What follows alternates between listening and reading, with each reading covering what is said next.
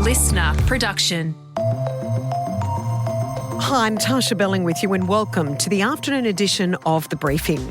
Coming up in our deep dive, Cory Bernardi is the latest Conservative politician to join One Nation.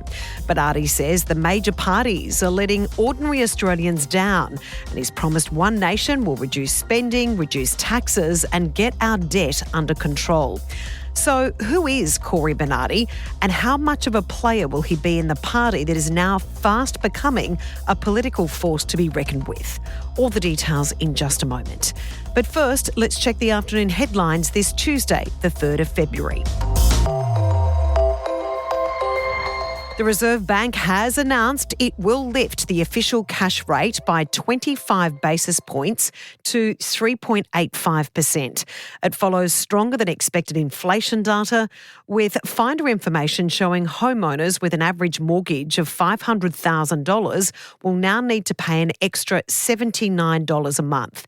Here is the RBA Governor, Michelle Bullock. High inflation hurts all Australians. It's important to note in judging the outlook for inflation that we don't just look at current inflation. We're trying to target inflation over the next 1 to 2 years, given the time it takes interest rate changes to flow through the economy. The pickup is due to a combination of factors across a broad range of components and sectors. Our updated view, driven by the latest data, is that demand was stronger than expected over the second half of 2025, and we think some of that strength has carried into 2026. That strength has also meant that conditions in the labour market have held up well and unemployment has remained lower than thought. Secondly, the economy is closer to its supply capacity than we previously thought, which means supply constraints are binding in some more sectors and it's not taken much of a pickup in demand to generate price pressures. Years of weak to no productivity growth is a big part of that story. Thirdly, the global economy has turned out to be much more resilient than we thought, despite the ongoing high level of uncertainty and unpredictability. And finally, financial conditions have eased and it's uncertain now whether they remain restrictive overall. The recent pickup in inflation and credit growth are enough to make us question this. So taking all these factors together, the board decided it was necessary to raise the cash rate. It seems like a last-minute deal to reunite the coalition has collapsed. It follows a meeting between opposition leader Susan Lee and Nationals leader David Littleproud overnight to try and reach a compromise. Ms Lee had proposed a deal including a 6-month exile for 3 National frontbenchers who broke shadow cabinet rules. The deal has reportedly been overwhelmingly rejected by a number of National MPs. New South Wales Police have extended restrictions on protests ahead of planned demonstrations against the Australian visit of Israeli President Isaac Herzog. Police Commissioner Mal Lanyon says there remains a significant risk to community safety after the Bondi Beach terror attack, extending the emergency powers for another 14 days. The restrictions apply to parts of Sydney's CBD and the eastern suburbs. Protest organisers have previously indicated they would proceed with the protests despite the restrictions. Meantime, Green Senator David Shoebridge has urged the federal government to rescind the invitation to Herzog, who the United Nations Human Rights Council found to have incited genocide in Gaza. What the hell is Labor doing inviting someone like that to Australia? They talk big about stopping hate at our borders, using ministerial powers to refuse visas, but then send a special invite to Herzog. It shows what they really mean. Prime Minister Anthony Albanese invited the Israeli president to Australia. To the US now, where Bill and Hilary Clinton have agreed to testify in the House investigation into convicted sex offender Jeffrey Epstein, just days before Congress was set to vote on holding them in contempt. The Clintons had resisted subpoenas for months, calling them legally invalid and accusing Republicans of a politically motivated attack. It comes after more revelations from the so-called Epstein files that have been released, including reports that Epstein's lawyers had met with federal prosecutors to discuss his potential cooperation with authorities just days before he died in jail. And investigators in the US say the mother of a high-profile TV host has been kidnapped. 84-year-old Nancy is the mother of NBC News host Savannah Guthrie and was taken from her home in Arizona on Saturday night. The FBI is being called in to help with the investigation, with the elderly woman's home now declared a crime scene. Now it's time to get into our deep dive with ANU political expert Dr. Jill Shepard on the rise of One Nation and its latest recruit, Cory Bernardi. With plenty of promises to tackle government spending and the cost of living crisis, One Nation is cutting through with voters, with many experts warning the hard right party is resonating because the major parties need to do better. Jill, thanks so much for joining us. We know he was a Liberal MP, but tell us about Cory Bernardi. It's been a few years since he was in the political sphere. So Cory Bernardi is important in his own right, but I want to sort of focus on what he represents as a part of the Liberal Party. And over the last, I want to say 20 to 30 years, the Liberal Party has had this kind of nascent problem of people who are much further to the right than the bulk of the party, but who don't really have another political home. And so they sit naturally in the Liberal Party. Now, they don't get thrown up as candidates that often, but when they do, they can cause real havoc for someone who is trying to push the Liberal Party towards a more centrist position, as I think Susan Lee is right now. So Cory Bernardi was one of these people. Alex Antic is another one at the moment. Sometimes Matt Canavan gets thrown into this grouping of, people who just sort of sit outside of the norm, I guess, of mainstream politics. Cory Bernardi did leave the parliament not under a cloud of any real controversy, but just as someone who was seen as further to the right, I guess, of the median parliamentarian.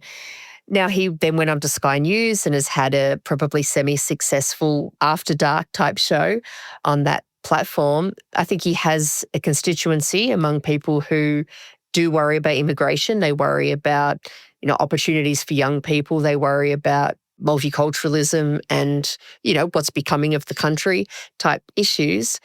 He hadn't really been on the political radar over the last 2 to 3 years post-COVID, and he's back as this high-profile defection to One Nation. Now, the extent to which that is high profile, I think some of us were expecting a sitting parliamentarian or someone who has had more recent relevance, but certainly as a symbol of this problem that the Liberal Party faces in terms of a right-wing rump who's now publicly and very, enthusiastically defected to One Nation.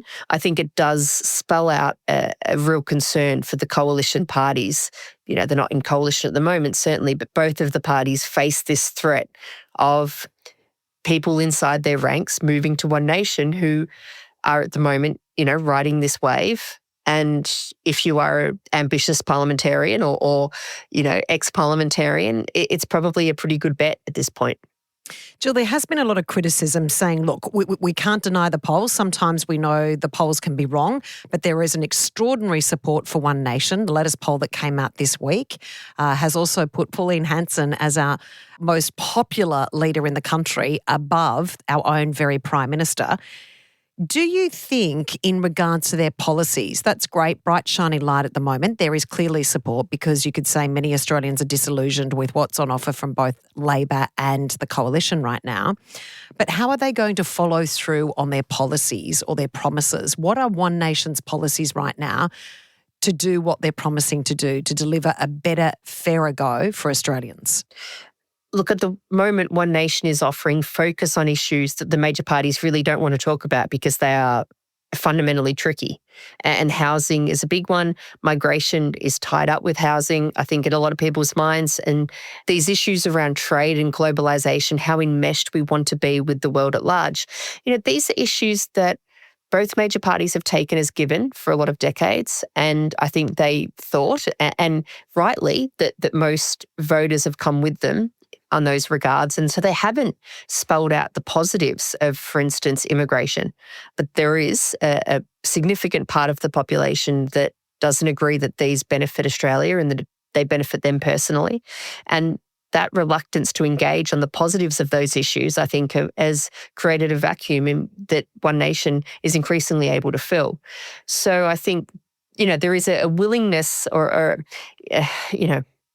a kind of tendency for the major parties to say, well, One Nation is not mainstream. This is not something, that a good or normal Australian endorses. But increasingly, I think they have to deal with the fact that it is. This is a party that, as of January 2026, sure, it's at the absolute trough of the electoral cycle. We couldn't be further from an election in either direction at this point in time. But voters telling us that they like this. They like the issues that One Nation's talking about. And the major parties at some point are going to have to either shut that door, talk about these issues so that One Nation doesn't have a monopoly on them, or to find some other way to win back that voter support. Jill, we saw that Cory Bernardi has addressed the media today. He said, and I'm quoting him here, he's claimed that One Nation would reduce spending, reduce taxes, and get our debt under control. These promises are clearly cutting through with a lot of voters at the moment, but how are they going to deliver on this? Oh, look, I think the question of One Nation delivering is a moot point for a lot of voters. And also, I think for a lot of the commentariat at the moment, people like me who are commenting on this daily, we're not really grappling yet with whether One Nation can deliver, whether they have any intention of trying to deliver. It's one thing to have values, and these values that Cory Bernardi refers to sound very much like the values of a traditional Liberal Party, of a Liberal Party under Tony Abbott, for instance, or a Liberal Party under John Howard and Peter Costello. But the Liberal Party is also equipped with the resources, the experience, the manpower to create policies that can underpin those values. One Nation certainly at the moment isn't. And I think at the moment, a lot of us, and as I say, including me, are focusing on polling and sort of voter sentiment and not really talking about that capacity for One Nation to come up with policies that underpin these values. And I don't think they will be able to. So to the extent that One Nation is polling very strongly at the moment, I personally feel quite, ambivalent about their potential to turn this into actual votes, because I think the glare of an election campaign, it makes bigger politicians and more competent politicians than Pauline Hanson shrivel. And I don't know that she'll be able to withstand that scrutiny over a sustained period of time. Jill, as we know, Cory was very firm in his stance of anti-immigration and also anti-same-sex marriage. Do you think this will stand well with One Nation we know is going for the hard right vote right now? It certainly extends One Nation's foray into the hard right. That's where they were born. That's where they continue to reside.